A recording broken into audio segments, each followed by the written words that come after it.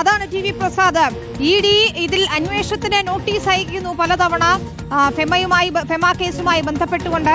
Sabu M Jacob ഇതിന്റെ കിറ്റെക്സിന്റെ വിദേശ നിക്ഷേപത്തിൽ ചട്ടലംഘനം കണ്ടെത്തിയ സമയത്ത് പക്ഷേ നേരിട്ട് ചോദ്യം ചെയ്യലിന് ED ഓഫീസിലേക്ക് പോകുന്നില്ല. ശരൺ പറഞ്ഞതുപോലെ നേരെ NDA ക്യാമ്പിലേക്ക് ചൂടുവെക്കുകയാണ്.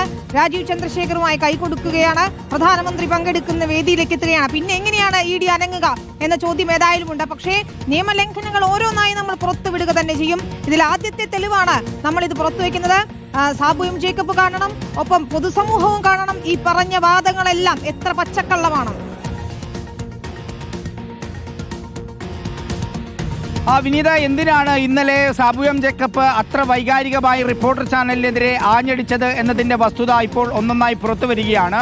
ഇന്നലെ EDയുടെ അന്വേഷണ വലയത്തിൽ EDയുടെ റഡാറിൽ കുടുങ്ങിയ സാബു എം ജേക്കബിനെ തുറന്നു കാട്ടിയതോടുകൂടിയാണ് സാബു എം ജേക്കബ് റിപ്പോർട്ടറിനെതിരെ തിരിഞ്ഞത്. അതല്ലെങ്കിൽ എത്രയോ വ്യവസായികൾക്കെതിരെ, എത്രയോ രാഷ്ട്രീയ നേതാക്കൾക്കെതിരെയൊക്കെ വാർത്ത വരാറുണ്ട്. അത് അവരൊന്നും ഈ രീതിയിലല്ല പലപ്പോഴും പ്രതികരിച്ച് കാണുന്നത്. പക്ഷേ ഇന്നലെ ആ വാർത്തയോടുകൂടി പ്രതികരിച്ചതിന് പിന്നാലെ സാബു എം ജേക്കബ് നടത്തിയ വെളിപ്പെടുത്തലുകളാണ്, അല്ലെങ്കിൽ വെല്ലുവിളികളാണ് സാബു എം ജേക്കബിന് തന്നെ വെല്ലുവിളിയായി മാറിയത്. ഒരു ബിസിനസ് നടത്തുമ്പോൾ സ്വാഭാവികമായി ഉണ്ടാകാറുള്ള ചില തെറ്റുകളും പിഴവുകളും എല്ലാം ഉണ്ടാകാറുണ്ട്. പക്ഷെ അതുപോലും തനിക്ക് സംഭവിക്കാറില്ല, അങ്ങനെ ഒരു നിയമലംഘനവും താൻ നടത്താറില്ല എന്ന് പറഞ്ഞ വെല്ലുവിളിയാണ് ആദ്യ ദിവസം തന്നെ പൊളിഞ്ഞു വീഴുന്നത്. ആദ്യം സെബി വിധിച്ച പിഴയാണ് പ്രേക്ഷകരുടെ മുന്നിലേക്ക് നമ്മൾ എത്തിക്കുന്നത്. 11 ലക്ഷം രൂപ, അതായത് കിറ്റെക്സിന്റെ ഓഹരി ഉടമകളെ പറ്റിച്ചു എന്നുള്ളതാണ് ഗുരുതരമായ കുറ്റകൃത്യം, ഗുരുതരമായ നിയമലംഘനം. 11 ലക്ഷം രൂപയാണ് അതിന് പിഴ ഈടാക്കിയത്. അത് ഒരുപാട് 30 വർഷം മുമ്പൊന്നുമല്ല,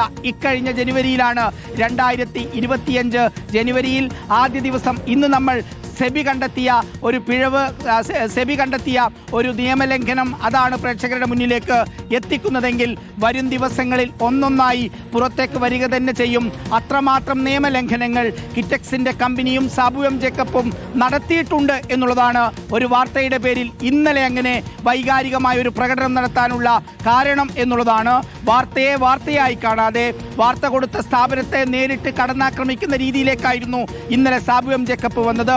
അതുകൊണ്ട് തന്നെ സാബു എം ജേക്കബിന്റെ നിയമലംഘനങ്ങൾ എന്തൊക്കെയാണ് എന്നുള്ളത് ഞങ്ങളുടെ സംഘം അന്വേഷിക്കുകയാണ്. വിനീത, ശരി, തീർച്ചയായും തെളിവുകൾ ഓരോന്നായി നമ്മൾ പുറത്തുവിടുക തന്നെ ചെയ്യും. ഏതായാലും 2020 ചീഫ് കോർഡിനേറ്റർ സാബു എം ജേക്കബിന്റെ, ഇപ്പോൾ NDAയുടെ ഭാഗമായ സാബു എം ജേക്കബിന്റെ വാദങ്ങൾ പൊളിക്കുന്നതാണ് റിപ്പോർട്ടർ ഇപ്പോൾ പുറത്തുവിടുന്ന തെളിവുകൾ. നിയമലംഘനം നടത്തിയത് തെളിയിക്കാമോ എന്ന് വെല്ലുവിളിച്ചതാണ് സാബു എം ജേക്കബ്. ഇതാ കിറ്റെക്സ് കമ്പനി നിക്ഷേപകരെ പറ്റിച്ചതിന് സെബി പിഴ ചുമത്തിയതിന്റെ തെളിവുകളാണ് ഞങ്ങൾ പുറത്തുവിട്ടത്. ആ പിഴത്തുക കമ്പനി ഒടുക്കുകയും ചെയ്തിട്ടുണ്ട്.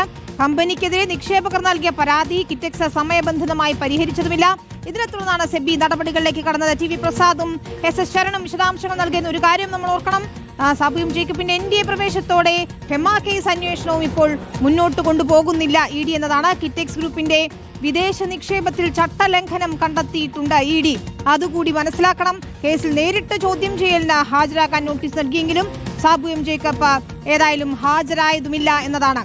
നോക്കൂ, 2020ക്കെതിരെ ഈ ഘട്ടത്തിൽ രാഷ്ട്രീയ വിമർശനം കടുപ്പിക്കുകയാണ് കോൺഗ്രസും CPM-ഉം.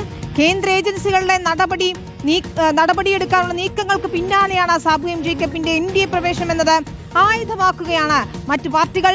ED നോട്ടീസ് ലഭിച്ചിട്ടുണ്ടെന്ന് സംബന്ധിച്ച സാബു ജനങ്ങളോട് മാപ്പ് പറയണമെന്നാണ് കോൺഗ്രസ് ആവശ്യപ്പെടുന്നത്. സാബു എം ജേക്കബിന്റെ കച്ചവട താല്പര്യങ്ങളാണ് 2020യെ NDA പാളയത്തിലെത്തിച്ചതെന്ന് ഇടത് പാർട്ടികൾ വിമർശിക്കുന്നു. 2020യെ പിന്തുണച്ചിരുന്ന ന്യൂനപക്ഷ വോട്ടർമാർ അകലുമെന്ന രാഷ്ട്രീയ വിലയിരുത്തലുണ്ട് കോൺഗ്രസിന്. സംഘടനയുടെ സാന്നിധ്യം ഏറ്റവും കൂടുതൽ നഷ്ടമുണ്ടാക്കിയ കോൺഗ്രസ് വിപുലമായ രാഷ്ട്രീയ പ്രചാരണത്തിനാണ് ഒരുങ്ങുന്നത്. സജോ ദേവസിയാണ് ചേരുന്നത്. വിവരങ്ങളുമായി സജോ, ഒരു കള്ളത്തിൽ കെട്ടിപ്പൊക്കിയതാണ് 2020 എന്ന് ഏറെക്കുറെ രാഷ്ട്രീയ പാർട്ടികൾക്ക് ബോധ്യമുണ്ട്. ഇപ്പോഴിതാ NDA പ്രവേശനം അത് രാഷ്ട്രീയ ലാക്കിന് വേണ്ടിയിട്ടുള്ളതാണ് എന്ന് കൃത്യമായി മനസ്സിലാക്കിക്കൊണ്ട് അത് ആയുധമാക്കുന്നു കോൺഗ്രസും ഒപ്പം CPM-ഉം. വരാനിരിക്കുന്ന നിയമസഭാ തെരഞ്ഞെടുപ്പിൽ 2020 സീറ്റുകളിൽ പലതിലും മത്സരിക്കുമെന്നുള്ള വിവരങ്ങൾ കൂടിയുണ്ട്. അതിനിടയിലാണ് ഈ കള്ളങ്ങൾ തുറന്നു കാണിച്ചുകൊണ്ടുള്ള പ്രചാരണത്തിനുള്ള ഒരുക്കവും. വിനീത, ഏറ്റവും പ്രധാനപ്പെട്ട കാര്യം വളരെ രോഷാകുലനായി ഇന്നലെ സാബു എം ജേക്കബ് വാർത്താ സമ്മേളനം നടത്തിയപ്പോൾ ഒരു കാര്യം അദ്ദേഹം തുറന്നു സമ്മതിച്ചു. അതായത് എൻഫോഴ്സ്മെന്റ് ഡയറക്ടറേറ്റിന്റെ നോട്ടീസ് ലഭിച്ചിട്ടുണ്ട് തനിക്ക് എന്ന കാര്യം സമ്മതിക്കുന്നു. അതോടുകൂടി കാര്യങ്ങൾ ഏറെക്കുറെ രാഷ്ട്രീയ വായനയ്ക്ക് വിധേയമാകുമല്ലോ. മറ്റ് തർക്കങ്ങൾ ആവശ്യമില്ല, വാർത്തയുടെ പോലും ആവശ്യമില്ല. ആ വാർത്തയ്ക്ക് പിന്നാലെയാണ് അദ്ദേഹത്തിന് അത് സമ്മതിക്കേണ്ടി വന്നത് എന്നതൊരു വസ്തുത. അതിന് പിന്നാലെ ഇതൊരു പ്രധാനപ്പെട്ട രാഷ്ട്രീയ ആയുധമാക്കുന്നു ഇടതുപക്ഷവും കോൺഗ്രസും UDF-ഉം ഒക്കെ പൊതുവിലും എന്നതാണ് കാണേണ്ട പ്രധാനപ്പെട്ട കാര്യം. എറണാകുളം ജില്ലയിലാണ് സാബുവിന്റെ പാർട്ടിയായ 2020-ക്ക് കൂടുതൽ സ്വാധീനം, അത് ഏറ്റവും കൂടുതൽ നഷ്ടമുണ്ടാക്കിയതും UDF-നാണ് എന്ന കാര്യത്തിൽ തർക്കമൊന്നുമില്ല. അവർ പ്രധാനമായും, അതായത് ഇത്രയും കാലം സ്വതന്ത്ര ലൈൻ, സ്വതന്ത്ര നിലപാട് എന്ന് ആവർത്തിച്ചു പറഞ്ഞിരുന്നു. ഇതേ NDA പാളയത്തിലേക്കുള്ള പോക്കിനെ കുറിച്ച് പ്രചാരണമുണ്ടായ വേളയിലും ആവർത്തിച്ച് സാബു പറഞ്ഞത് അങ്ങനെ ഒരു തീരുമാനമേ ഇല്ല, അങ്ങനെ പോകില്ല എന്ന് ആവർത്തിച്ച് പറഞ്ഞതാണ്. അതിനുശേഷമാണ് ഇങ്ങനെ ഒരു തീരുമാനവും പ്രഖ്യാപനവും ഒക്കെ ഉണ്ടാകുന്നതും NDA പാളയത്തിൽ പോയി ഔദ്യോഗികമായി ചേരുകയും ഒക്കെ ചെയ്തത്.